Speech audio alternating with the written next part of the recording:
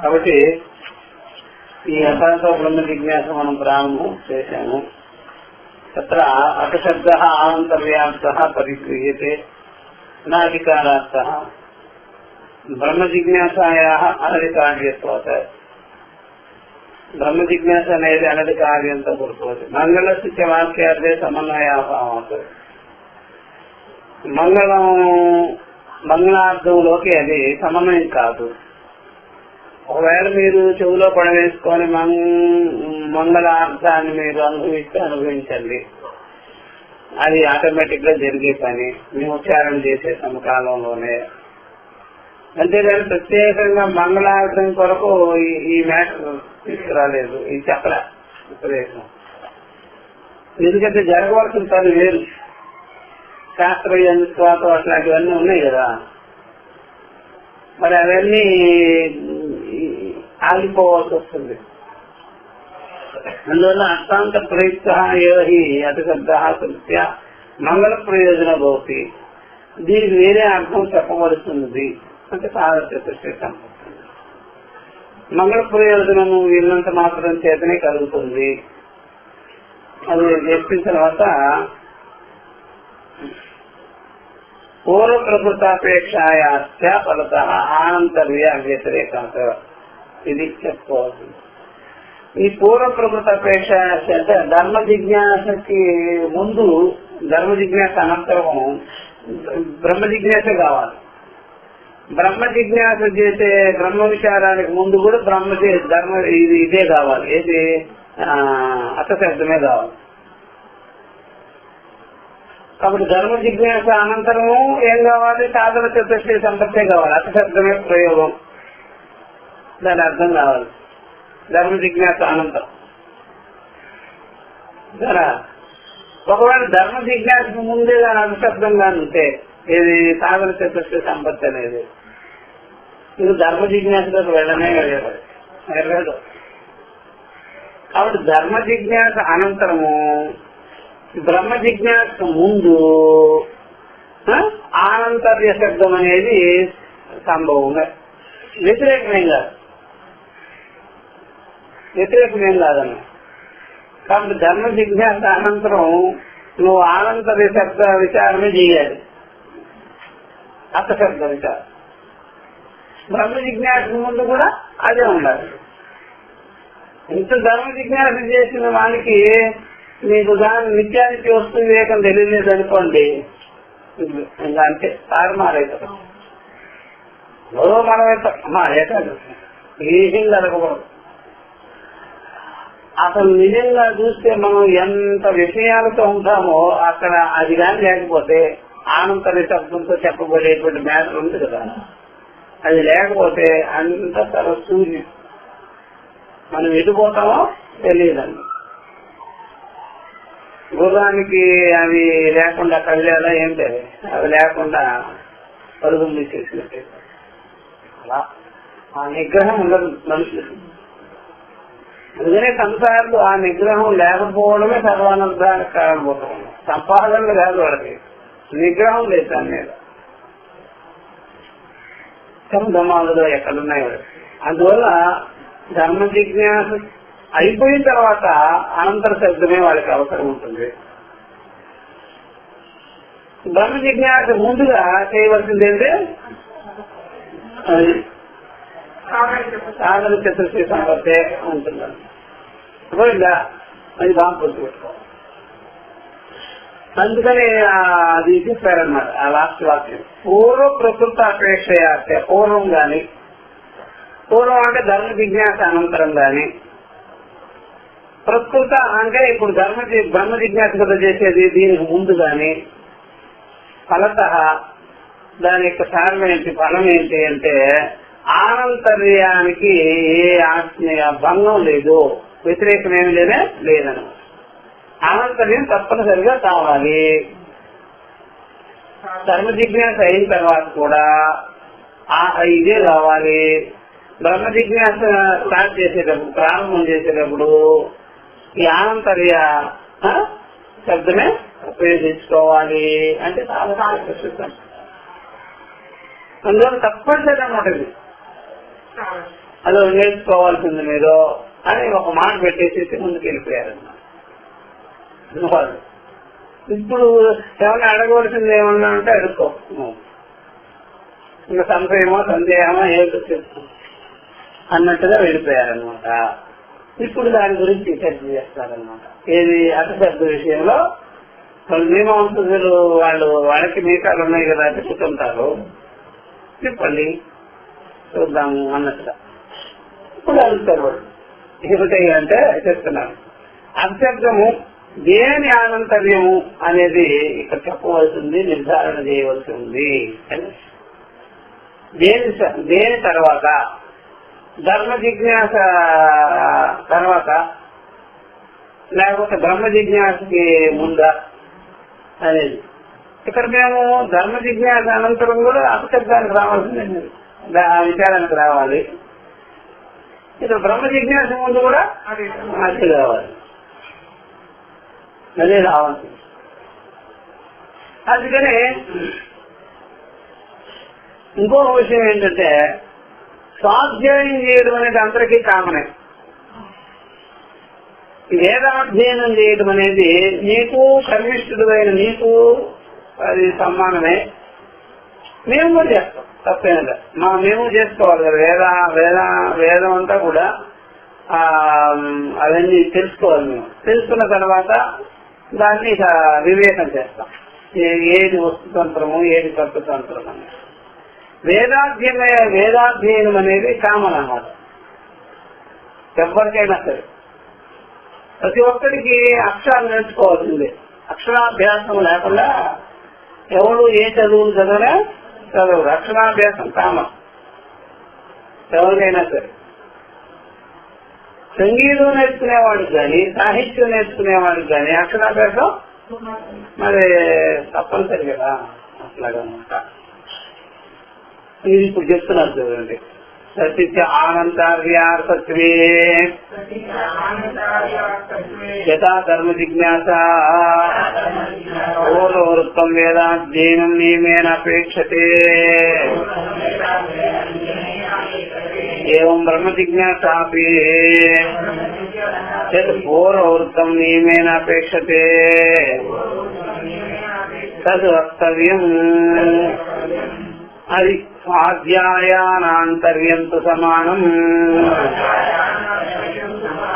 నాకు ఇంతవరకు వీళ్ళ భావాన్ని చెప్పారన్నమాట, సిద్ధాంత భావాన్ని.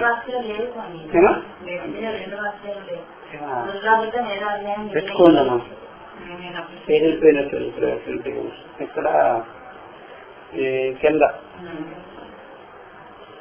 పూర్వ ప్రకృతాపేక్ష అర్థం ఉంది కదా. దాని తర్వాత వ్యతిరేక సతీశ ఆనంతర్యాకృతే యథా ధర్మ జిజ్ఞాస పూర్వవృత్తం వేదాధ్యయనం నియమేన అపేక్షతే ఏవం అని మొత్తం. ఏవం మీకుంది కదమ్మా. ఏవం బ్రహ్మ జిజ్ఞాసాపి యత్ పూర్వవృత్తం నియమేన అపేక్షతే తద్ వక్తవ్యం. అది సమానం. ఏవం బ్రహ్మ జిజ్ఞాసాపి రాసుకోండి. కింద రాసుకున్న పేరు బ్రహ్మ జిజ్ఞాసాపి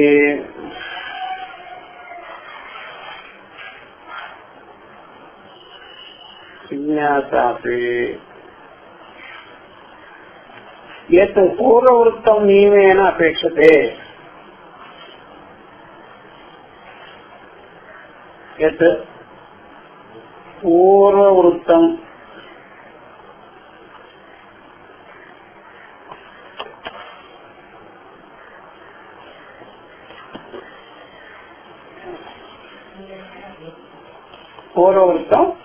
నియమేన అపేక్షతే.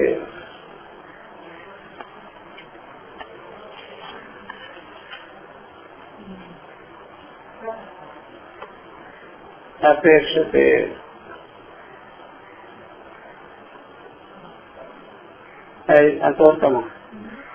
అది వచ్చింది మిగిలిన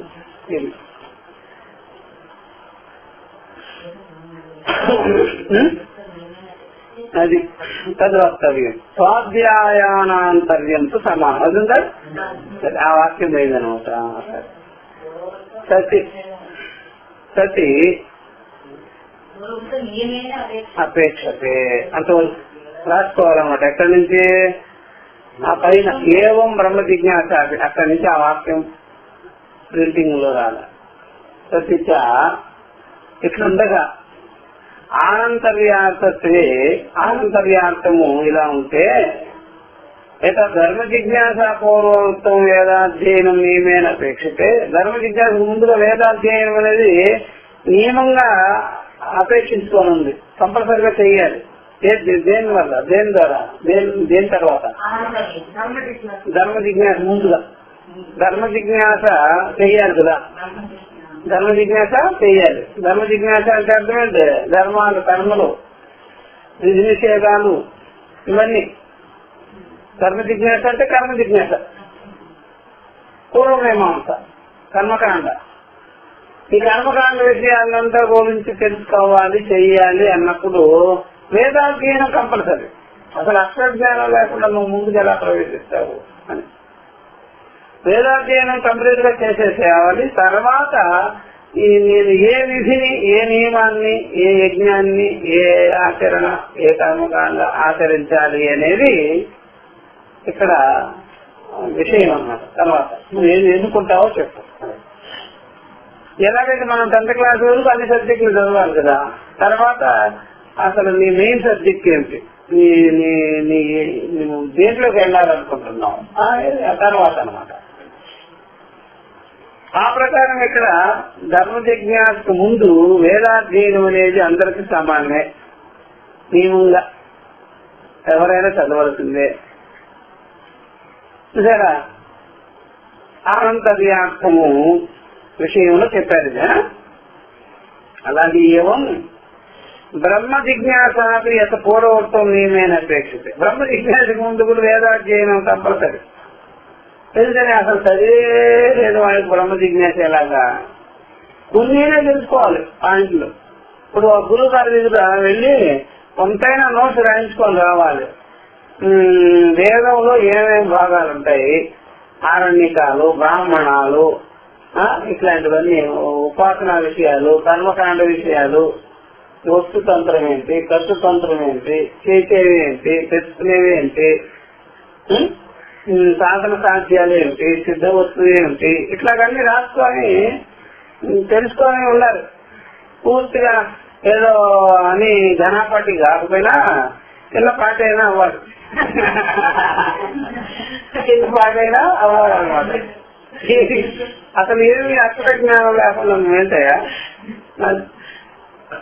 కొంత మీనింగ్ తెలియాలి కదా, వేదంలో ఏమేమి ఉంటాయి అనేది తెలియకుండా మనం అలాగా బ్రహ్మ విద్యా విషయంలో ప్రవేశించకూడదు. వాళ్ళు చెప్తారని పెద్దలందరూ చెప్తారనమాట. దీంట్లోనయ్యా 2 భాగాలు ఉంటాయి వేదంలో, కర్మకాండ, జ్ఞానకాండ, పూర్వోత్తర మీమాంసలు అంటారు దీన్ని. అట్లాగా అవి వాల్యూమ్ కూడా చెప్పాయి. అయ్యా ఇది ఈ కర్మకాండ వచ్చి ఒక 1000 పేజీలు ఉంటుంది, 100 పేజీలేమో జ్ఞానకాండ ఉంటుంది అని కూడా చెప్పాలి. అర్థమైందా?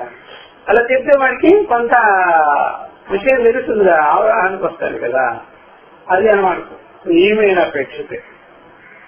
బ్రహ్మ జిజ్ఞాస విషయంలో కూడా అధ్యయనం అనేది కర్తవ్యం, వేదాధ్యయనం అనేది కర్తవ్యం. తెలుసుకోకుండా రాకూడదు. తద్వక్తవ్యం అది చెప్పాలి కదా మేము ఆనంతర్య విషయంలో. అలా ఆనంతర్య విషయంలో ఈ ప్రకారంగా ఎవడైనా సరే ముందుగా దాన్ని వచ్చినట్లయితే ఇలాగ తెలుసుకోవాలి. స్వాధ్యాయన అనంతరము ఇక్కడికి రావాలి బ్రహ్మ జిజ్ఞాసకి, అలాగే బ్రహ్మ జిజ్ఞాసకి కూడా రావాలి, బ్రహ్మ జిజ్ఞాసకి కూడా రావాలి. అప్పుడు సాధన చతుర్శ సంపత్తార్థం ఫలిస్తుంది. కాబట్టి స్వాధ్యాయ ఆనంతర్యంతో సమానం. స్వాధ్యాయం చేసేసుకోవాలి ముందు. స్వాధ్యాయ విషయం. కర్మకాండ చేయకపోయినా పర్వాలా, స్వాధ్యాయం చేయాలన్నమాట. ఒక స్తోత్రం బాగా నేర్చుకో. ఆ స్తోత్ర ఇష్ట దేవతని నువ్వేం అంతగా అర్చనలు ఆరాధనలు చేయవలసిన పనిగా ముందు నేర్చుకో. ఈ ప్రకారంగా స్వాధ్యాయానంతర్యంతో సమానం. అందుకని ఎవరైనా ముందు యజ్ఞహోమాది విషయంలో కూడా ముందు వాచాగానే చెప్తారు. ముందు వాచాగానే, వాచాగా చెప్పడము అనగానే ఆ మాట చెప్పిస్తారు, చేస్తారు, కొల్లి వేయిస్తారు అన్నమాట. అది నువ్వు అగ్నేయ స్వాహ అని చెప్పరా. అప్పుడు వీడు పోయి నేను హోమం చేస్తున్నాను, యజ్ఞం చేస్తున్నానని ఎవరింట్లో దగ్గర కూర్చొని అవన్నీ కట్టకుండా, ఏది హోమకొండం ఏమి కట్టకుండా, సన్నిధులు లేకుండా, ఏమి లేకుండా అగ్నేయ స్వాహ అంటే ఎక్కడ అని అడుగుతారు. ఎక్కడ అని అడుగుతారు. లేకపోతే కేశవాయి స్వాహ అని అనుకోండి, పంచవాసం లేదు, ఏమి లేదు, చేతులు తీసుకోలేదు, ఏమి లేదు, ఎక్కడ పోతావు అని అడుగుతారు.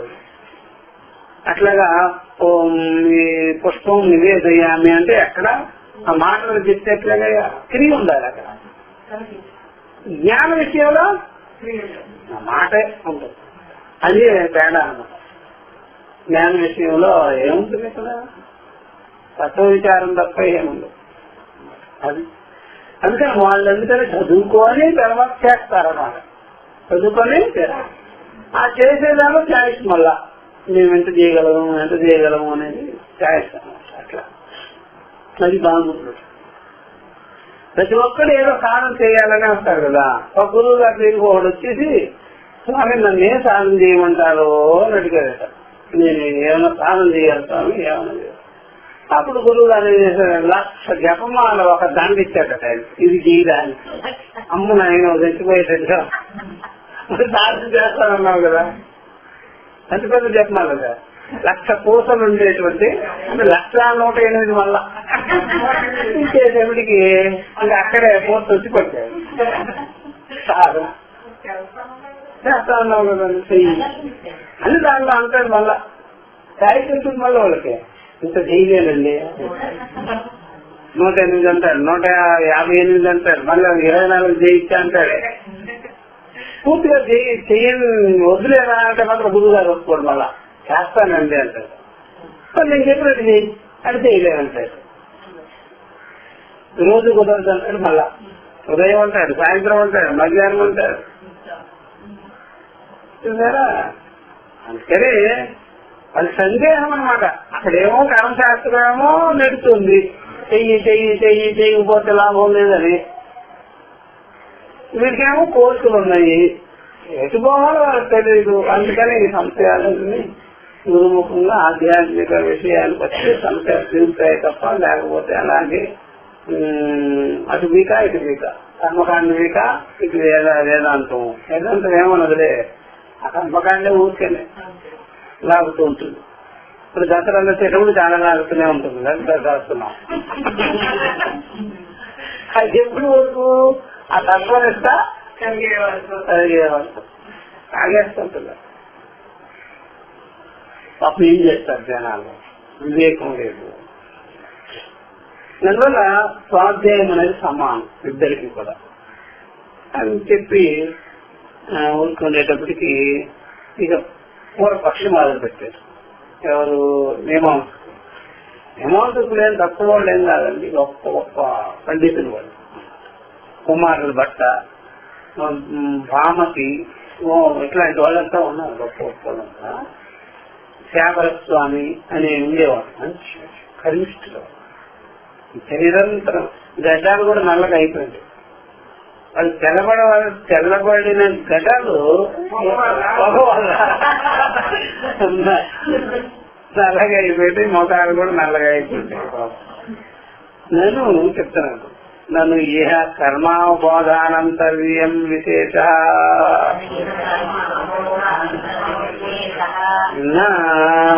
అది దానికి ఆప్షన్. నన్ను అయితే మరే మేము శంకిస్తున్నాము.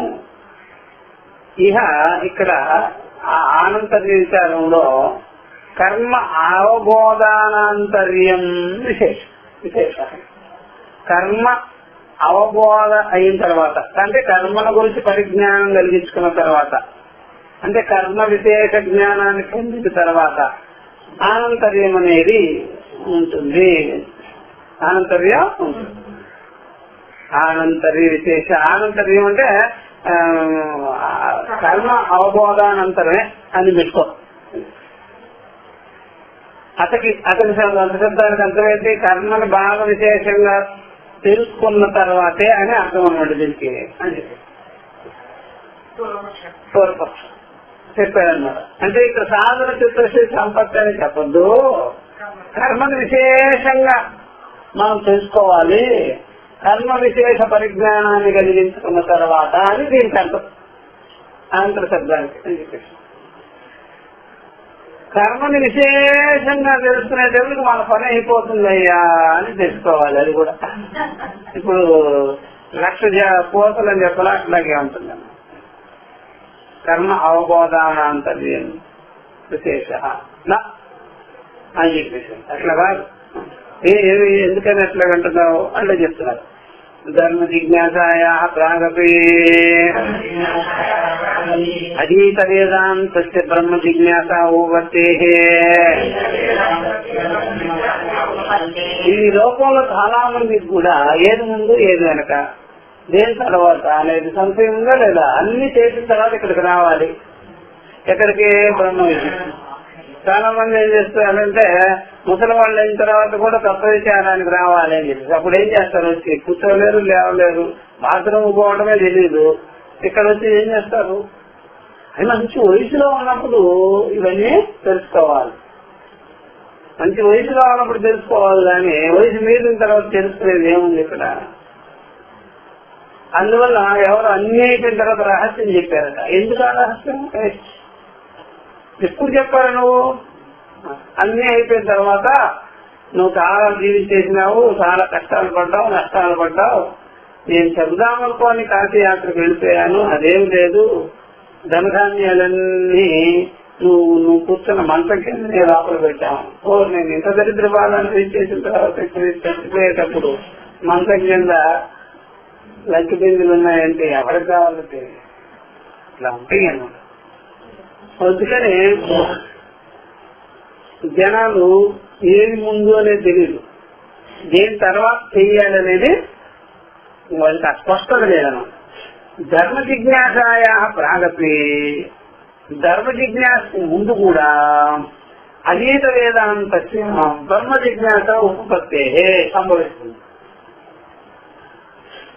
కాబట్టి ధర్మ జిజ్ఞాసకు ముందు కూడా ఎవరైనా సరే అధీత వేదాంత బ్రహ్మ జిజ్ఞాస కలుగుతుంది. ఇప్పుడు చూసారా, బ్రహ్మ జిజ్ఞాస అంటే ధర్మ జిజ్ఞాస రానే రాలా, కొంత అక్షర జ్ఞానం ఉంది వారికి, వేదాల గురించి కొంత సామాన్య జ్ఞానం ఉందనుకోండి. అతడికి వేదాంతం బాగా చదువుకున్నారు. వాడు వేదాంతం చదువుకునేటప్పటికి అంటే వేదాంత విషయం ఇట్లాంటిది, ఆ కర్మకాండ విషయం ఇట్లాంటిది అన్నప్పుడు అప్పుడు అతడు బ్రహ్మ జిజ్ఞాసకి అవసరం రాకూడదా? అంటే కర్మ గురించి కొద్దిగా తెలుసుకున్నాడు, వేదాంతం గురించి కొద్దిగా తెలుసుకున్నాడు అంటే కర్మను చేసి రావాలా? అవసరంలా. అప్పుడే వాడికి అర్థమైపోయింది ఏమని, అబ్బో ఇదేదో జంజాటంగా ఉంది, దీంట్లోకి వెళ్ళకూడదు. ముందుగానే గురుకులంలో వెళ్ళేటప్పుడే చెప్పేసినారు వాళ్ళు, అయ్యా ఇదంతా ఈ కేటాచి అంతా కర్మ కాకది, ఇదంతా కూడా జ్ఞానం ఉంది, ఇక్కడంతా గందరగోళం ఏమి ఉండదు, ఇక్కడంతా గందరగోళమే, పిల్లలు అరుచుకుంటుంటారు, చెప్తుంటారు, హోమాలు యజ్ఞాలు అన్ని జరుగుతుంటాయి, జనం కూడా ఎక్కువగానే ఉంటారు, ఇదేం ఉండరు, అంతా కలిపి వేళ్ల మీద లెక్క పెట్టుకోవచ్చు, కానీ ఇది మంచి విషయం, ఇది ఎప్పటికి శాశ్వతమైన విషయమో ముందుగా విన్నాడు అనుకోండి, దేంట్లో వాడి ఇష్టం వచ్చినట్టుగా వెళ్ళిపోవచ్చు. బ్రహ్మ జిజ్ఞాస వెళ్ళిపోవడంలో తప్పే ఉంది. ముందుగానే వాడి సూక్ష్మ బుద్ధితో కనుక్కునేశారు, ఇదే మనకు కావాలి అని, ఇదే మనకి అవసరమయ్యున్నది అని. అందుకనే ఆశ్రమాల్లో కూడా ఇది ఒక రకమైనటువంటి పరీక్ష లాగా ఉంటుంది. అక్కడేమో దేవతామూర్తిని పెట్టుకో ఉంటారు, ఏదో ఒకటి చేస్తూ ఉంటారు. ఎటు పోవాలా అని తెలియని వాడికి, సందిగ్ధావస్థలో ఉండేవాడికి అట్లా మనసు పెరుగుతుందే కానీ నిశ్చయం చేసుకోవాలన్న ముముక్షుకు మాత్రం వాడికి విద్యను చేసుకోవాలి అనుకుంటే అక్కడ ఇంకెవ్వరు ఏమన్నా సరే, ఆక్షేపాలు చేసినా సరే, నిందలు వేసినా సరే అట్టే వెళ్ళిపోతాయి. నువ్వేం చేశావు ఇంతవరకు? నువ్వు ఒక పెద్దలకు సేవ చేయలేదు, ఒక జపమాల కొట్టుకోలేదు, ఒక ఇష్ట దేవతకి సేవ చేయలేదు, ఏ గుడి మెట్లు కూడా జరగలేదు నువ్వు అంటే నాకు అక్కర్లేదు. ఇంకా ఏమి చెప్తారు పెద్దలు. నువ్వు ఏమన్నా ఎంత పూలు పోసావన్నా, దేవుడికి పెట్టావా, మెట్లు కలిగావా, అది కలిగావా, కార్యక్రమం కలిగావా అని ఏమక్కర్లేదండి, విద్య కావాలి రైతులు వెళ్ళిపోతారు. అంటే ఇవన్నీ క్వాలిఫికేషన్ అన్ని అక్కడనే లేదన్నమాట. అన్ని చేసిన వాళ్ళు ఏమన్నా వస్తున్నారా? ఎక్కడ వస్తున్నారు? ఏమి రావు, నేర్చుకొని పోకలు వస్తారు. కాబట్టి ధర్మ జిజ్ఞాసాయ ప్రాగతి ముందు కూడా అధీత వేదాంత అధ్యయనం చేసిన వాడు సామాన్యంగా బ్రహ్మ జిజ్ఞాస వారికి సంభవిస్తుంది, కలుగుతుంది, తప్పేం అని చెప్పారా. ఇప్పుడు వాళ్ళ పాయింట్ ని వీళ్ళు చెప్తున్నారు. కర్మిష్ఠుల యొక్క కొన్ని పాయింట్స్ ఉన్నాయి కదా, అవన్నీ ఏం చెప్పవలసి వస్తుంది అనమాట. ఈయన నోటితో, వేదాంతి నోటితో, సిద్ధాంతి నోటితో వాళ్ళు ఎట్లాగా మాట్లాడతారంటే కుతర్కాలన్నీ చేసేస్తుంటారు కదా కర్మిష్ఠులు. వాళ్ళ మాటలు వీళ్ళు ఉల్లి వేయాల్సి వస్తుంది. ఈ విషయంలో మేము ఒకటి చెప్తాము అని చెప్పేసి, ఏమిటా నా విషయం మీరు మీకెలా తెలిసిపోయిందిరా, చూసుకుంటాం కదా మీ సంగతి అంతా. చెప్తున్నారు యథాచ హృదయాది అవధానానాం ఆనంతర్య నియమః కామ ఉందమ్మా క్రమస్య వివక్షితత్వాత్ కామ యథా తథా ఇహ క్రమో వివక్షితః. ఇంతవరకు చెప్పుకొని ముందుకు పోదాము. యథాచ హృదయాది అవధానం పసు బదులిస్తారు. మీరు పసు బదులిస్తారు. పసు కామో యజేత చూసారా, ఋగ్వేద భాష భూమిక, అర్థ సంగ్రహం అనే గ్రంథాలు ఉండేవాడు, దాంట్లో చెప్తుంటారు. పసు కామో యజేత, స్వర్గకామో యజేత అని. స్వర్గాన్ని కోరిన వాడు యజ్ఞం చేయాలి, పసు కాముడు అయినటువంటి వాడు యజ్ఞం చేయాలి అని బదులివ్వాలి. కాబట్టి క్రత్వాదులు యందు పశు అవధానం చేయాలన్నమాట. పశువుని కొయ్యాలన్నమాట. అప్పుడు కోసినప్పుడు వాళ్ళు క్రమంగా కోస్తారండి. సైంటిఫిక్ అంతా ఆ పోస్ట్ మార్టం ఎలా పడతారో కోసేస్తే ఇంకేమైనా ఉందా? విధానంగా పద్ధతి ప్రకారంగా కొయ్యాలి. ఏది పోస్ట్ మార్టం. దీన్ని కూడా అంతే. యజ్ఞంలో వేసేదానికి ముందు దాంతో కూర్చుంటాడు పెట్టేసి పోయింటాడు, కోస్తారు. ఆ కోసినప్పుడు జాగ్రత్త ఈ అవయవమేమో ఈ మంత్రానికి, ఈ అవయవమేమో ఈ మంత్రానికి. గుండెకాయ వేరుది, ఒప్పు రక్తం వేరుది, మాంసం వేరుది, అది వేరుది, ఆ పళ్ళల్లో పెట్టి ఈ పళ్ళల్లో పెట్టి అని చెప్తుంటారు అనమాట. ఏమి వదిలేండి ఏమి. అవన్నీ ఆ పశువు యాగాలు ఇచ్చేటప్పుడు పెద్ద పెద్ద పశువులు రాజులందరూ చేయించుకుంటారు, వైష్ణవాదులు అందరూ చేస్తారు. దాంట్లో వేరే పర్ఫెక్ట్. ఇప్పుడు మనకి శ్రాద్ధ కర్మలకు ఎలాగా ఉంటారో పౌరోహితులు, వాళ్ళు మన గుళ్ళో ప్రవేశించడం, అట్లాగే దీంట్లో ఉండేవాళ్ళు వేరుగా ఉంటారు. దాంట్లో పర్ఫెక్ట్ వాళ్ళు. అది చూశారనమాట. అది శంకర అంటున్నారు. యథా హృదయాది అవధానం. ఆ మాటలన్నీ చెప్పాలంటే మీరు కర్మిష్ఠులు కదండి, ఆ మాట చెప్తేనే అర్థం కాదు. అది హృదయం పక్కకు తీసిపెట్టు, ఆమె తీసిపెట్టు, రక్తం తీసిపెట్టు, మాంసం తీసిపెట్టు, ఇది ఒకదాని తర్వాత ఒకటి 1/1 వెయ్యాలి మేము మంత్రాలు చెప్పేటప్పుడు అన్నప్పుడు క్రమాన్ని నేను పాటించినట్టుగానే ముందు యూపస్తంభం నాటాలి. అక్కడ యూపస్తంభం వాడు తీసుకొచ్చి అడవులోకి వెళ్ళి కొట్టుకురావాలి, వీళ్ళ మంత్రం చెప్తూ కొట్టాలి, కొట్టి మళ్ళీ ఎగురు పాతాలి. మళ్ళా దానికి ఏమంటే కొన్ని డిజైన్లు చెప్తారు, దాంట్లో ఎక్కాలి, పసుపు రాయాలి, తాడు కట్టాలి, పశువు దాన్ని బంధించాలి, పశువు బద్నాటి అని బంధించాలి, తర్వాత ఇలాగా సిస్టమేటిక్ గా కొయ్యాలి, దానికి ముస్తాబు ముందు స్నానం గణం చేసి ముస్తాబు చేయాలి. అదేమంటే ఏమో చేస్తున్నారు నాకు అనుకుంటుంది భవిష్యత్తులో ఇట్లా బిస్మిల్లా పద్ధతి చేసి యథాచ హృదయాది అవధానానం ఆనంతర్య నియమ క్రమస్య వివక్షతత్వాతో ఆనంతర్య నియమం ఉందో దీని తర్వాత ఈ పని చేయి, దీని తర్వాత ఈ పని చేయి, ఎలా పడితే చేయకూడదు. అక్కడ యూపస్తంభాన్ని ముందుగానే పెడితే నాటకుండానే పశువు తీసుకొచ్చేసి అలా పెడితే కుదరదు. ముందు ఆయన రెడీ చేసుకో, తర్వాత తీసుకురాయని. వైష్ణవులు అంటే ప్రతి దాహానికి ఎంత జాగ్రత్త ఉంటుందంటే చెప్పలేదు. ప్రతి పనికి మాత్రమన్న పోలే బాణీలే అంటే వేదాంతం తెలుసుకున్నారు కదా వీళ్ళు. అందుకని వైష్ణవులు అయితే వేదాంతం లేకపోయేటప్పటికి ఆ నియమాన్ని అలా పాటించాల్సింది. ఆ నియమాన్ని అంటే ఆ యొక్క పాత్ర తర్వాత ఇంకో పాత్ర పెట్టాలి, దాని పక్కన అది ఉండాలి, దీని పక్కన ఇది ఉండాలి. ఇప్పుడు మనం నవగ్రహ పూజ చేసుకునేటప్పుడు కూడా ఏదో కొన్ని ముద్దలు ఏదో పెడతాం, ఒక్కలు పెట్టుకుంటాం, లేదంటే కోసం ముద్దలు పెట్టుకుంటాం, లేదంటే ఏదో పెట్టుకుంటాం అంటే అది క్రమంగానే పెట్టాలి. మళ్ళా ఏదో అది ఇటు అయిపోకూడదు, అది ఇట్లా చేస్తాం. ఆనంతర్య నియమ క్రమస్య వివక్షితత్వాలు ఈ రెండు ఒకదాని తర్వాత ఒకటి చేయాలి, క్రమం ఉండాలి. చెప్పారు కదా. నా తత ఇహ క్రమ వివక్షిత. ఇక్కడ వేదాంత విషయంలో క్రమం ఏమో లే, వైరాగ్యం అంటే కాదు, జంప్ అయిపో. చూసారా ఈ మాట పెట్టారు ఇక్కడ. ఆ క్రమం అలా ఉండాలి అని రూల్ ఏమి లేదయ్యా ఇక్కడ. అందువల్ల మనకి సాధన చెప్పేసి సంపత్తులో కూడా నీకు వైరాగ్యం వచ్చినా వివేకం ఉంటుంది. వివేకం కలిగిందంటే వైరాగ్యం ఉంటుంది. శమధమాదులు ఉన్నాయంటే నీకు వివేక వైరాగ్యాలు ఉన్నట్టేనయ్యా అని గీతలో చెప్పబడినటువంటి అమానిత్వాదులు కూడా అంతే. నాకు మానిత్వం లేదంటే దమ్మం కూడా లేదు, దమ్ము లేదంటే నీకు మానిత్వం కూడా లేదు, అహంకారం లేదంటే అన్నీ లేవు. నువ్వు నీకు ఈశ్వరార్పితమైన బుద్ధి ఉందంటే నీకు నిరహంకారివే.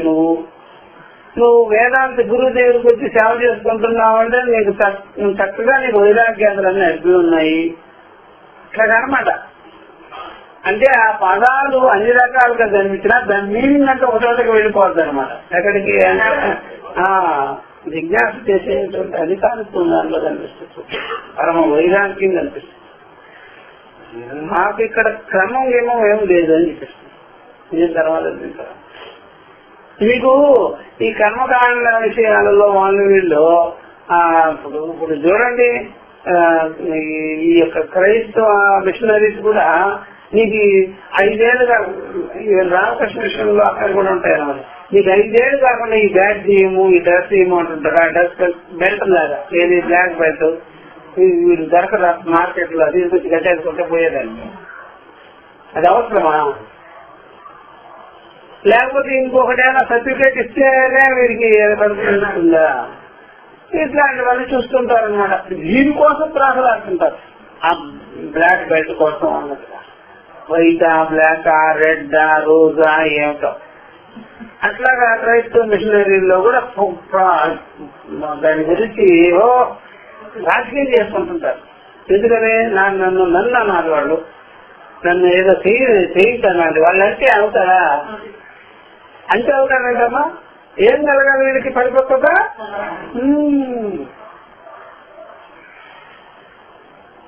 గురించి ఊరికే పోయిపోద్దా? నువ్వు చెప్తే కదా చదువుతుందా? కానీ పరిపక్వత రావాలి అనుకోబోతుంది. నువ్వు చెప్పడం ఏంటి, నువ్వు చేయడం ఏంటి? నేను ఈ సంస్థని విధికృష్ణ కూడా ఒప్పుకోవాలా? నువ్వు స్టార్వి, నువ్వు ఇప్పుడే అక్కడి నుంచి దిగవు దేవుడివి అని చెప్తే ఇవన్నీ అబద్ధాలని చెప్తున్నారంటే నా విషయం నాకు తెలుసు కానీ నువ్వే నా శక్తి చేసేది. అందుకని ఎవరైనా కొంతమంది మూడులందరూ చేయాలి, ఒకటి దేవుడు చేస్తారు. అంటే స్వామి మిమ్మల్ని జ్ఞాని అని మేము ప్రచారం చేస్తాం, నువ్వెవడరా అంటే నేను అజ్ఞాని. అంటే అజ్ఞానం జ్ఞానిగా ప్రచారం చేయడం ఏంటా? నీ గురించి నేను చెప్పాలా, నా గురించి నువ్వు చెప్పాలా? అది లోకం యొక్క చూసారా? అందుకని ఆ ప్రచారం ఉందా లేదా? ఆయన దేవుడు అండి, ఆయన కలిసి భగవానుడు అండి అని ఎవరు చెప్పాలి? అజ్ఞానులందరూ పోయి చెప్పాలన్నమాట. అంటే ఎవరికి సర్టిఫికేట్ ఇచ్చారు? ఏంటది? లేకపోతే ఆ మతం వాళ్ళు ఇస్తారా ఆయనకి? అట్లాంటివి ఏమీ లేదు ఇక్కడ. అసలు నోటితో కూడా చెప్పవలసిన పనులే నేను దేవుడు అని ఎవరికి చెప్పవలసిన పనులే. ఇంకా ఒక మాట ఉంది వేదాంతంలో, నేను ఏదైతే అయ్యున్నానో సర్వభూతములు అదే అయ్యున్నాయి అని చెప్పాలి. నేను ఏ సచ్చిదానంద స్వరూపమైనానో సర్వభూతములు కూడా అదే అయ్యున్నదంటే వాడు వేరే. అంటే నేనే అయ్యాను, నువ్వు అవలే. చేయించి నేనే అయ్యాను, నువ్వు అవలే. నాకు ఇలా సర్టిఫికెట్ వచ్చింది, నాకు ఈ విధంగా రిజిస్టర్ ఉత్తరం వచ్చింది. ఇంకా ఎవరికి కావాలది? దాన్ని ఎత్తుకొని ఏం చేస్తాం? మెళ్ళ తగిలించుకొని. ఈ కర్మకాండలో ఉండే తంతంతా ఈ టైప్ లో ఉంటుంది అనమాట. కర్మకాండంతా ఇదే. జ్ఞాన విషయంలో అలా ఉండదు. ఏ పుష్పం వికసించాలనుకుంటే అది వికసించాలి, అంతేగాని ఇంకొకటి ఏంటి వికసింపజేసేది అట్లా ఉండవు. ఒకరు చెప్పేదాన్ని బట్టాం. అప్పుడు రాగద్వేషాలు వచ్చేసేది, నేను వెనక్కి తీసుకుంటున్నాను, ఇక మీద నేను దేవుడు అనను అని వెనక్కి తీసేసుకుంటారా? అందువల్ల ఒకరినొకరు సాధువు చేయడము, ఒకరినొకరు సన్యాసి చేయించటము, జ్ఞానిగా డిక్లేర్ చేయడము అనేదంతా కర్మకాండలో భాగాలన్నమాట. కర్మకాండలో భాగాలు. అది ఇక్కడ ఏం లేదు అట్లాంటి. అందుకని మీరు అవన్నీ అన్ని రంగాలలో, అన్ని మతాలలో, ధర్మాల్లో కనిపిస్తున్నాయి. ఒకరినొకడు డిక్లేర్ చేసుకో. పూర్వం నుంచి ఉందండి ఇదంతా. బ్రహ్మ విద్యలో జ్ఞానతాను కుదరమే. మేమంతా కలిపి బ్రహ్మవేత్తగా చేశాం. ముందే చేసేది బ్రహ్మవేత్త.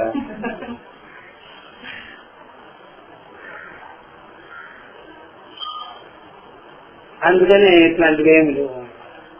కొంతమంది ఈ ప్రకారంగా ఆ మనసు పారేసుకొని ఉంటారు. దానికి ఏది చంద్రపిండారు మని ఒకరినొకరు గొప్ప ఓడుకోవడం, చేసుకో సర్టిఫికేట్ ఇవ్వడం అట్లా లేదు. అలాగా కర్మకాండ విషయాలు కదండి. ఇక్కడ అలాంటి నియమాలు ఏమి లేనే లేదు. తథా క్రమో వివక్షిత చెప్పేసిన. ఆ క్రమ వివక్షిత అనగానే ఇన్నేళ్ళు చేశారు, ఇన్నేళ్ళు సాధన చేశారు, అందుకని దీంట్లోకి వస్తున్నారు అన్నట్టుగా ఇక్కడ ఉండగా ఉండదండి. సరాసరి ఆస్తిలో ఒక సంసారి వాడు ఎన్నో రకాల వ్యవహారాలతో నిండి ఉన్నాడు. వాడు సరాసరి అంతఃకరణం వెంటనే వాడికి మార్పు చెంది, అంటే వాళ్ళలో ఉండే ఆశాపాశములు, కామక్రోధాదులు అన్ని కూడా ఒక్కసారిగా నివృత్తమైపోయి ముముక్షుత్వం కలిగి బ్రహ్మ విధికి అధికారిగా కూడా అయిపోయింది లేదా? మేము ఇంతకాలం ఉండి ఇక్కడ మాకు బ్రహ్మజ్ఞానం కలగలేదే, ఆయన మొన్న ఎంటర్ అయ్యి కలిగిపోయింది అంటే నేనేమన్నా రాజకీయం చేశానా? ఆయన అంతఃకరణం అది. దాన్ని జరుగుతావే మేమేమన్నా చేసామా? వివేకం చేసి చెప్తాము, వాళ్ళకి అర్థమవుతుంది అంతే. అంతే తప్ప ఇక్కడ ఒకరిని ఇక్కడ జ్ఞానంలో చేయడం అట్లాంటివి ఏమి లేదా. అట్లా బ్రహ్మ విద్యా గురుకులాల్లో జరగవన్నమాట. మీరు ముందు కూర్చోండి, మీరు వెనక్కి కూర్చోండి, మీరు టాపు అట్లా ఏమి ఉండదు. అట్లా ఏం పనికిరాదు. ఒక్క బ్రహ్మ విద్యలోనే. ఇంకా దేంట్లో అయినా ఇప్పుడు ఎవరైనా సరే కొన్ని స్తోత్రాలు బాగా కంటోపాఠం వ్యక్తిగా ఉన్నారనుకోండి, వాళ్ళకి ప్రాధాన్యత ఉంటుంది కదా. ఇక్కడ అట్లాగా మేమన్నీ చదువుకోగలుగుతాము అని చెప్పినా చదివితే ఏం లాభం, మీకు అర్థమైందా అని అడుగుతారు. అర్థం కాలేదనుకో వెనకొచ్చు ఇదే అనుకున్నావు అని చెప్తారు. కర్మకాండలు అవి నీవన్నీ వచ్చా, నువ్వు అన్ని 4 వేదాలు కంఠోపాఠం పెట్టావా అంటే పండితుడు. ఇక్కడ అన్ని వేదాలు అవపోసనం పెట్టినా సరే అర్థం నాకు తెలియకపోతే అహమస్య బ్రహ్మ అనేది వేస్ట్, పదికేరం అనంతం ఉండాలి. నాకు ఏం తెలియదండి, ఒక వాక్యానికి అర్థం తెలుసు అన్నామంటే అంతకన్నా కావాల్సింది ఏముంది సరే. లోపం తీరుగుడు అంటే మీరు ఎంత కంఠోపాఠం చేసి ఉంటారో, ఎంత పాటలు పాడతారో, ఎంత చెప్పగలుగుతారో అంత ప్రాధాన్యత అనమాట. వేదాంత విషయంలో ఒక అర్థం తెలుసుకొని ఆ అర్థం తనలో ఫలించి తన ఎందే ప్రకాశించి తన అనుభవనిష్టని కలిగించుంటే చాలు, ఇతరులకేం పని. అలా తీర్చేయగలిగాడు అనుకోండి, తీర్చేసినా సరే మీరు మేలుకోవద్దా, అట్లాంటిదనమాట. అంటే ఎవరికి వాళ్ళు తెలుసుకొని ఉండాలి, వేరే వాళ్ళకి సంబంధం లేని విషయం ఇది. అందుకనే వేదాంత విషయంలో అందరూ అలాగా దింకి వాళ్ళతో క్రమనుకోవాలి అట్లాగా అనమాట. అంతేగాని ఇతరులను మెప్పించేది, ఇతరులకి గొప్పగా కనిపించేది, ఇక్కడ హావభావాలు ఆర్భాటాలు అవేం ఉండనా ఉండవు. ఇప్పుడు ఒక తత్వం తెలిసిన వాడు ఇంకోటి తత్వజ్ఞానంలో స్పష్టత లేదు అనుకోండి, వాడికి బాగా స్తోత్రాలు మంత్రాలు యంత్రాలు అన్నీ వచ్చు. అప్పుడు జనాలు కూడా ఎవరిని గొప్పగా చూస్తారా, వాళ్ళని చూస్తారు, వాళ్ళు వృత్తేయండి దీనికి. అప్పుడు నా ఎదురులో జనంలో కూడా ఆయనకే బాగా ప్రాధాన్యత ఇచ్చి, ఈ తత్వం తెలిసిన వాడు అక్కడ నోరిప్పుడు ఇందులో ఈ తత్వజ్ఞానం అంత మన వద్దులే, ఇతనికి ప్రసాదం కూడా ముట్టదు, ప్రసాదం కూడా పెట్టదు. ఎందుకు అదనమాట. అట్లాగా మీది వేరే విషయం అదంతా. మీకు అక్కడ క్రమం ఉంటుంది, మీకు ఒక దాని తర్వాత ఒకటి. మాకు ఇక్కడ అలాంటిది ఏమి లేదు. అందుకని ఇది జ్ఞాన విషయం కాబట్టి అట్లాంటిది చెప్తున్నా. శేషిత్వే ఇదొకటి కామ అధికృత అధికారేవా ప్రమాణ అభావాత్. చూడమ్మా, శేషిత్వే అంటే అంగాంగి అన్నమాట. అంగాంగి అనగానే కర్మఫలం అన్నమాట. అది కర్మఫలం అంగాంగి భావాలు అంటారు. శేషిత్వం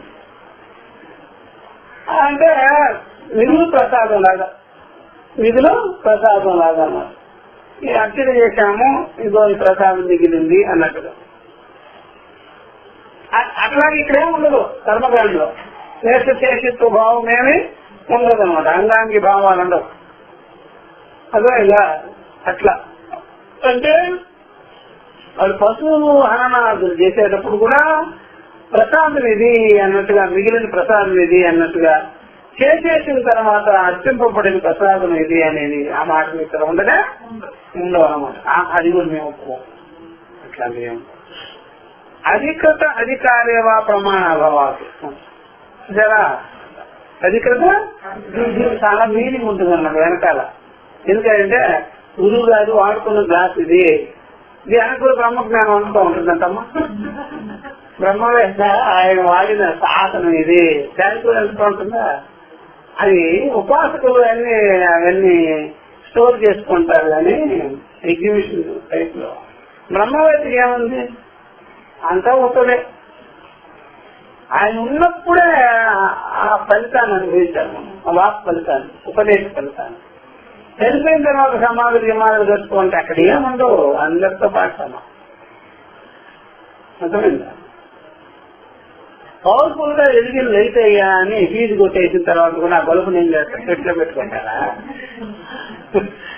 అదే అర్థం. అది ఎదిగినప్పుడు ఆ ప్రకాశం మనం అందులో గురువు అనగానే సాక్షాత్తుగా కూర్చొని మనతో మాట్లాడాలి, ఉపదేశించాలి. అప్పుడే గురువు తత్ఫలాన్ని చచ్చిపోయిన తర్వాత ఏంటయ్యా ఎంత ఉంటుంది, అక్కడేముండదు. ఇక అదే అనమాట. శేషశేషత్వే అంగాంగి భావము అంటే మిగులు ప్రసాదం లాగా. దాని అధికృత అధికారేవా, దీనికి అధికారి అయిన వాడు దీనికి అధికారి అవుతాడు అనేది ఇక్కడ లేదా ఆ నియమం ఏం పెట్టదు. అందుకని ఎవరైనా వచ్చి బ్రహ్మ విద్యకు వచ్చిన వాళ్ళు మీరు శాస్త్రం చదివారా, మీరు మీమాంసం చదివారా, మీరు యోగం చేశారా, అది చేశారా, ఇది చేశారని నాకేమి తెలియదండి. ఏం తెలియకపోవడమే బ్రహ్మ జ్ఞానానికి అధికారి పో. అది ఇక్కడ ఏమి జీరో అనమాట. జీరో నాలెడ్జ్ ఉంది ప్రపంచంలో. అర్థమైందా? జీరో నాలెడ్జ్ ఉన్నవాడు ఇక్కడ అధికారి. నేను అది చదువుకున్నా, ఇది చదువుకున్నా, దాంట్లో దీంట్లో అన్నాను అనుకోండి. ఆశ్రమాలకు పోయిన గురువు గారు స్వామి నాకు భజనలు వస్తూ అంటే ఆహా గుడి దగ్గర పనికొస్తావులే, నువ్వు బ్రహ్మ విద్యా హాల్లో పనికిరావు, దేని పనికొస్తావు? అందుకని అందుకని ఇక్కడికి ఆయన పనికిరావయ్యా అని చెప్పారు. అధికృత అధికారేవా ప్రమాణాభావం. ఎవరు ప్రమాణం ఏమి లేదండి. అట్లా బాగా గుర్తుపెట్టుకోవాలి. దీనికి అధికారి అయిన వాడే దీనికి అధికారం అవుతాడు అనేటువంటి దానికి కూడా ప్రమాణం ఏమీ లేదు. బ్రహ్మ లేదు. మరి ఏం చెప్తారు? ముందుకు పోండి చెప్తాను, చెప్తాము. చూడండి మంచి మంచి పాయింట్స్ వస్తున్నాయి. ఇప్పుడు వేదాంత విషయం అంతా చెప్తున్నాను. ధర్మ బ్రహ్మ జిజ్ఞాసయో ఫల జిజ్ఞాస భేదాస్య. ధర్మ జిజ్ఞాస బ్రహ్మ జిజ్ఞాస దానికి ఫల జిజ్ఞాస భేదం ఉన్నది. పరస్పరం అది వేరు ఇది వేరు.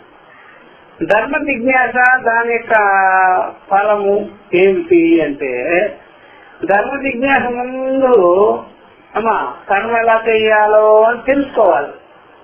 వాళ్ళ కర్మకాండ గురుకులానికి వెళ్ళిపోయి కర్మ ముందు లేదా అధ్యయనం చూడండి. తర్వాత కర్మలంతా ఎలా ఆచరణ చేయాలి అనేటువంటివన్నీ విశేషంగా అధ్యయనం చేయాలి. అందుకని మనం ఎప్పుడైనా ఏమైనా కార్యక్రమం పెట్టుకున్నాం, పెళ్లి కానీ ఏవి కానీ శ్రాద్ధ కర్మలు కానీ పెద్ద లిస్టు రాసిస్తారు వాళ్ళు. సామాన్య లిస్టు కాదు. మీకు తెలుసా అని అడగవాళ్ళు. కొత్త దండగా వాళ్ళే రాసేస్తారు. వాళ్ళు రాసిన దాంట్లో పెళ్లి చేసి ఇస్తుంటారు. అవన్నీ మనకి దొరకదు కూడా. కచేరీ కొట్టు ఎక్కడుందో కూడా తెలియదు, వాళ్ళే చెప్తారు. దాంట్లో ఇప్పుడు ఇంజనీర్కి ఎలా కమిషన్ ఉంటుందో వాళ్ళకే ఉంటే ఉండిపోని తింటాం లేదా ఏం చేస్తారు. అది ధర్మలు ఎక్కడ దొరుకుతాయో, ఆ మూలికలు ఎక్కడ దొరుకుతాయో ఏం మనకు దిల్లు లేదు. అలాగా అవన్నీ తెలుసుకోవాలన్నమాట విశేషంగా. ఇప్పుడు అమ్మవారు పూజ చేసే వాళ్ళు కూడా ఎక్కడైనా సరే కగం భవన వాటిక అంటే అక్కడ పరిగెత్తారు. ఏదో కలకత్తాలో ఉంటుంది ఆ చెట్టు. అది దాంట్లో కొన్ని పుష్పాలు గురించి చెప్తారు. అవి ఎక్కడ దొరకవుతాయి, ఏ అడుగులో ఉంటాయో ఏమిటో అవన్నీ పరిగెత్తుకుంటూ తెలుసుకుంటుంటారు. ఈ పూజల మీద బాగా ఆసక్తి ఉండేవాళ్ళంతా ఎక్కడెక్కడో ఉంటాయి, దొరకవు.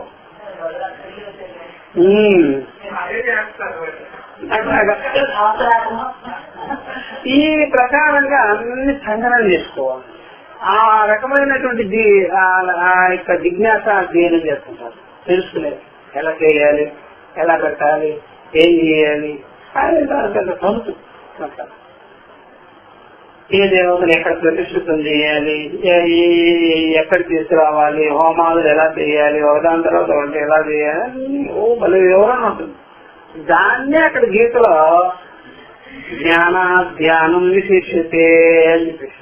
జ్ఞానాధ్యానం అంటే ఆ కర్మకాండ జ్ఞానం కంటే కూడా మనసుని ఏకాగ్రతగా చేసే ధ్యానం బెటర్ కదా. వీళ్ళేమో కూడా బ్రహ్మ జ్ఞానం దానికంటే కూడా ధ్యానం గొప్పది అనుకుంటుంటారు వీళ్ళు. ఆ సందర్భం తెలియక జ్ఞానాధ్యానం అంటే ఇది. ఇప్పుడు ధర్మ జిజ్ఞాస జ్ఞానం కంటే కూడా ఆ కర్మకాండ విధి విధానాలు వాటికంటే కూడా ఇదే బెటరు.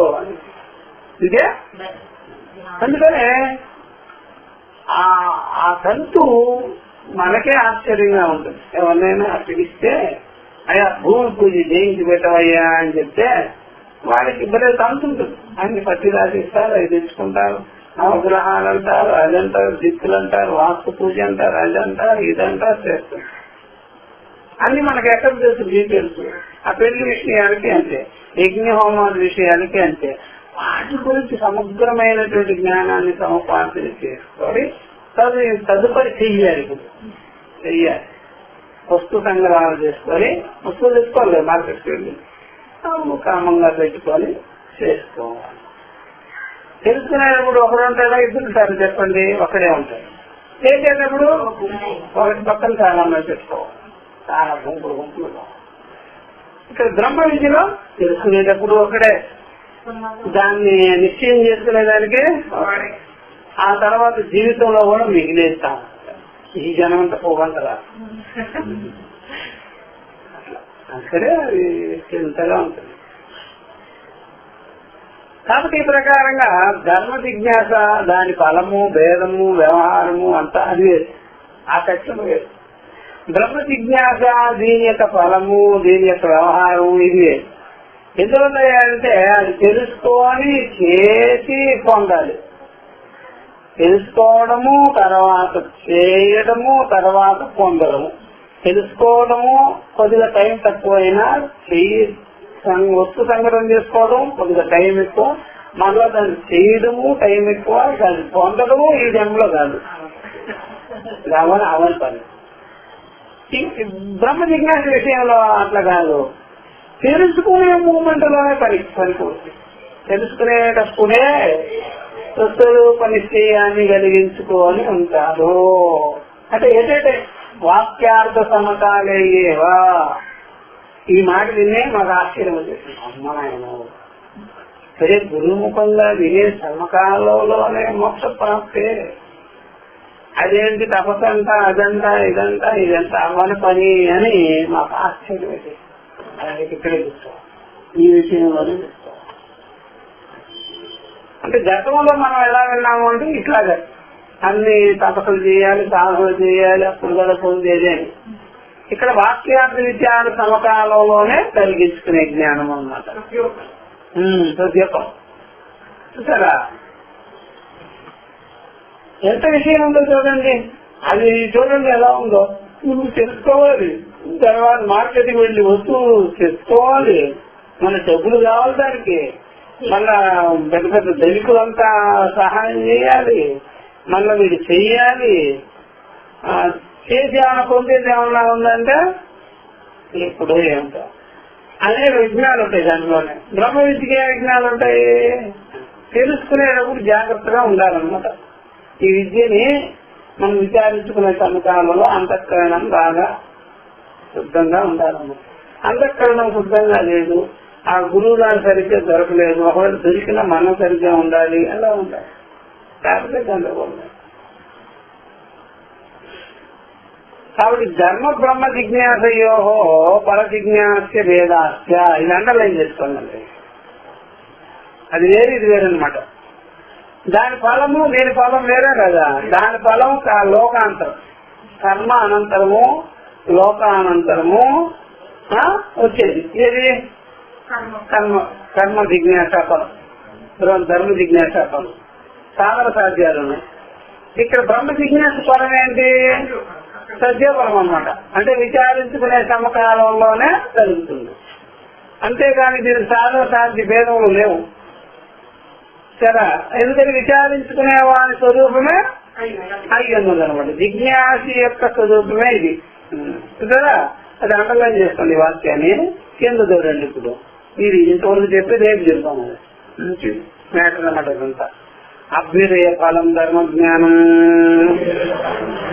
సత్య అనుష్ఠానాపేక్షం.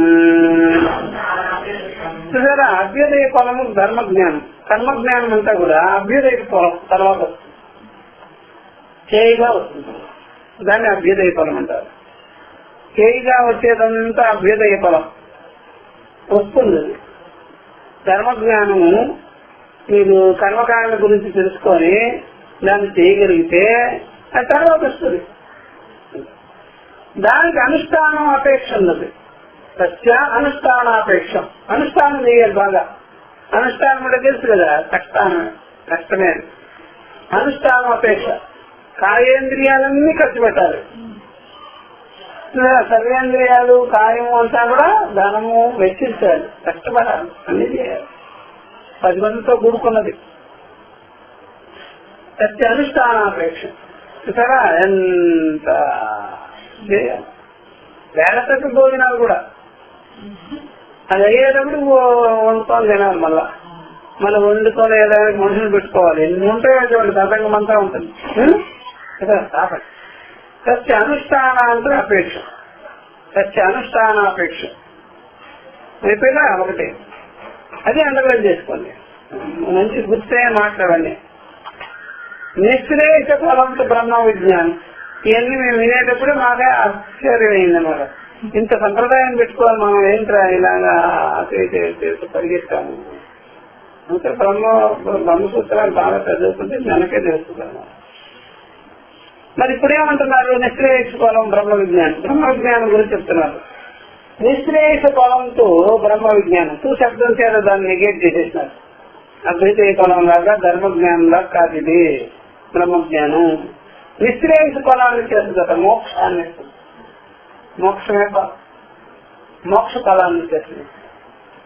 ఇక్కడే విచారించుకునే సమకాలంలోనే మోక్షం పొందుతుంది. ఎంత విద్య జరుగుతుంది. నచ అనుష్ఠానాంతర అపేక్షం. అనుష్ఠానంతో పనిలే. విచారించుకునే సమకాలంలో ఇది నిశ్చయం కావలసిన విషయమే గాని అనుష్ఠానంతో పనిలేనే లేదు. చూసారా ఎంత గొప్ప విషయం. అండర్లైన్ చేసుకున్నారా? నచ అనుష్ఠానాంతరాపేక్షం. బ్రహ్మ విద్యా విషయం బ్రహ్మజ్ఞానం. ఈ బ్రహ్మ విజ్ఞానం అనేది అనుష్ఠానంతో పనిలేనా మోక్షాన్ని వెంటనే ప్రసాదించేటువంటి, కలిగించేటువంటి. నీకేం అనుష్ఠానం లేదు. ధ్యానమా, జపమా, అది స్మరించుకోవడం, గిరించుకోవడం ఏమి లేదు. కర్మకాండ విషయాలు అన్నారు, అలా చేయాలి, ఇలా చేయాలి, కానీ దీనికి ఏం లేదు. అంత అలాంటి విద్య అన్నమాట. ఎందుకంటే మిమ్మల్ని కష్టంగా ఇష్టం పెట్టదు. ఇది ఏ కష్టాలు మిమ్మల్ని పెట్టదు.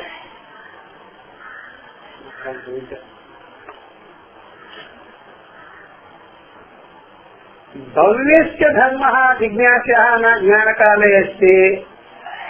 ఇది చెప్పండి ఒకసారి. భవ్యస్య ధర్మ జిజ్ఞాస నా జ్ఞానకాలే అస్తి.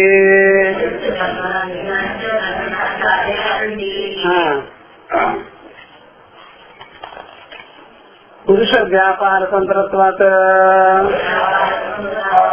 ఇహ తు భూతం బ్రహ్మ జిజ్ఞాస్యం నిత్యత్వాత్ న పురుష వ్యాపార తంత్రం. మంచి పాయింట్స్ ఇవన్నీ. భవ్యస్య ధర్మ జిజ్ఞాస నా జ్ఞానకాలే. ఈ ధర్మము ధరా భవ్య విషయం, భవిష్యత్ కాల విషయం. ఇప్పుడు కాదు. ఆ జిజ్ఞాస చేసేటప్పుడు కూడా అది ఇప్పుడు కాదు, అది వస్తుంది. చేయండి, చూద్దాం, వస్తుంది అంటారు. కానీ ఇక్కడే మాత్రం నా జ్ఞానకాలే అస్తి. అతన్ని మనం ఆ యొక్క జిజ్ఞాస జ్ఞానం పొందుతాం కదా, విషయాలు ఎలా చేయాలి ఏంటి.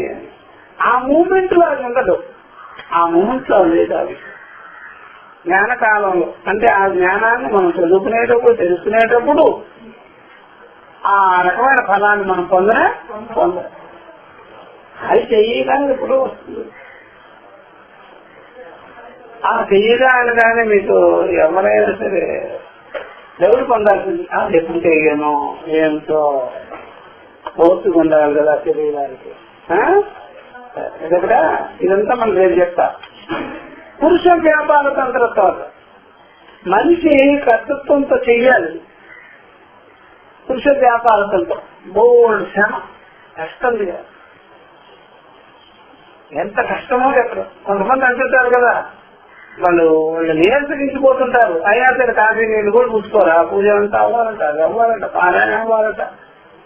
ఆ పారాయణ అంతా ఎప్పుడు చేయాలి? తీరిపోతుంటారు, పెట్టేసుకున్నారు. అది ఒక పారాయణ కాదు, ఖడ్గమాలు చేయాలి, నామాలు చేయాలి, నియమాలు చేయాలి, సప్తశక్తి చేయాలి. అవన్నీ అయ్యానా ఆ దెబ్బకి ఆ పుస్తకం మీద పడిపోతుంటారు కళ్ళు. అది అయ్యారు ఇప్పుడు ఎందుకు వచ్చినారండి? అందుకని పొద్దున్నే లేచారు, మొదలు పెట్టాడు, మళ్ళా సంధ్యాకాలంలో భోజనం అవన్నీ పడుతుంది. పురుష వ్యాపార తంత్రంతో ఏహతూ అయితే మరి ఇక్కడ సుశబ్దం చేత అట్లాంటిది కాదు. ఇది సుశబ్దం నీకే పూర్వపక్షం. ఏహతూ భూతం బ్రహ్మ జిజ్ఞాస్యం నిత్యత్వసన పురుష వ్యాపార తంత్రం. ఏహతూ బ్రహ్మ జిజ్ఞాస్యం, ఈ బ్రహ్మ జిజ్ఞాస విషయం ఉంది నిత్యమైనది. బ్రహ్మ జిజ్ఞాస అంటే నిత్యమైనది. అయ్యా పురుష వ్యాపార తంత్రం కానిది పురుష వ్యాపార తంత్రం. కర్తృత్వంతో మన బుద్ధిని గాని ఇంద్రియాలు గాని శరీరాన్ని గాని కలపవలసిన పని లేదా. నోరు మూసుకోవాలి, మనసు మూసుకొని, ఇంద్రియాలు మూసుకొని విచారం చేసుకోవాలి. పనిలే సరి నోరు చేసే పనిలా, మనకు చేసే పనిలా, మనకి ఏం పనిలా ఆలోచన చేస్తే ఒక దెబ్బ కొడతారు గురుగారు. ఇంకేంటి నేను చెప్తే నువ్వు ఆలోచన చేస్తావు, అట్లా అంటావు, ఎట్లా అంటావు, నోరు ఒక ఆలోచన కొట్టలేదు ఆయన. ఇంద్రియాలు కదిలేదానికి వీళ్ళు గప్చి శరీరం ఎక్కించుకున్నట్టు ఎక్కించుకుంటే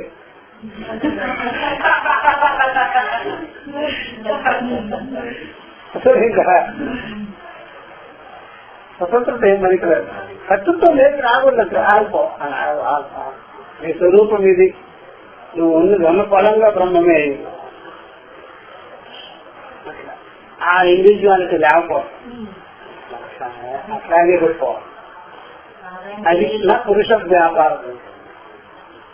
అందుకనే గురువు దగ్గరికి రావడం, మనం ఈశ్వరార్పితం బుద్ధిలాగానే సర్వేంద్రియాలను గురుముఖంగా ఆ పాదాలను పడేసి ఆ వాక్యార్థాలు చేసుకోవడమే తప్ప ఏం మన స్వతంత్రం ఈ అల్పదేహం యొక్క స్వతంత్రత ఏమి లేదే. పని ఏం పని అట్లాంటిది చెప్పడం అన్నమాట. సరే ఇంకా ఉంది, రేపు ఒకసారి చెప్పి ముందుకు. ఓం సహనా సహనం